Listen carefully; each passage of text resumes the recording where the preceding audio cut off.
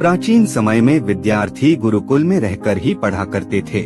बच्चे को शिक्षा ग्रहण करने के लिए गुरुकुल में भेजा जाता था। बच्चे गुरुकुल में गुरु के सानिध्य में आश्रम की देखभाल किया करते थे और अध्ययन भी किया करते थे। वरदराज को भी सभी की तरह गुरुकुल भेज दिया गया। वहाँ आश्रम में अपने साथियों के साथ घुलने मिलने लगा, लेकिन वह पढ़ने में बहुत ही कमजोर था। गुरुजी की कोई भी बात उसके बहुत कम समझ में आती थी। इस कारण सभी के बीच वह उपहास का कारण बनता है। उसके सारे साथी अगली कक्षा में चले गए, लेकिन वो आगे नहीं बढ़ पाया। गुरुजी जी ने भी आखिर हार मानकर उसे बोला, बेटा वरदराज, मैंने सारे प्रयास करके देख लिए हैं। अब यही उचित होगा कि तुम यहाँ अपना समय बर्बाद मत करो। अपने घर चले जाओ और घर वालों की काम में मदद करो। वरदराज ने भी सोचा कि शायद विद्या मेरी किस्मत में नहीं है और भारी मन से गुरुकुल से घर के लिए निकल गया। दोपहर का समय था। रास्ते में उसे प्यास लगने लगी। इधर उधर देखने पर उसने पाया कि थोड़ी दूर पर ही कुछ महिलाएं कुएं से पानी भर रही थी।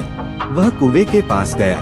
वहाँ पत्थरों पर रस्सी के आने जाने से निशान बने हुए थे।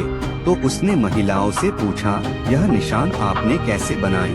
तो एक महिला ने जवाब दिया, बेटे यह निशान हमने नहीं बनाए। यह तो पानी खींचते समय इस कोमल रस्सी के बार बार आने जाने से ठोस पत्थर पर भी ऐसे निशान बन गए हैं। वरदराज सोच में पड़ गया। उसने विचार किया कि जब एक कोमल से रस्सी के बार बार आने जाने से एक ठोस पत्थर पर गहरे निशान बन सकते हैं, तो निरंतर अभ्यास से मैं विद्या ग्रहण क्यों नहीं कर सकता। वरदराज ढेर सारे उत्साह के साथ वापस गुरुकुल आया और अथक कड़ी मेहनत की।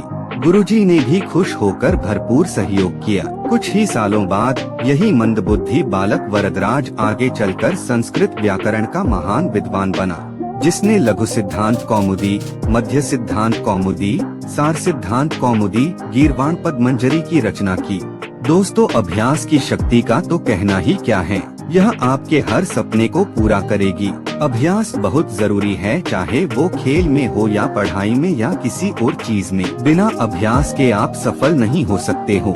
अगर आप बिना अभ्यास के केवल किस्मत के भरोसे बैठे रहोगे, तो आखिर में आपको पछतावे के सिवा और कुछ हाथ नहीं लगेगा। इसलिए अभ्यास के साथ धैर्य, परिश्रम और लगन रखकर आप अपनी मंजिल को पाने के लिए जुट जाएं।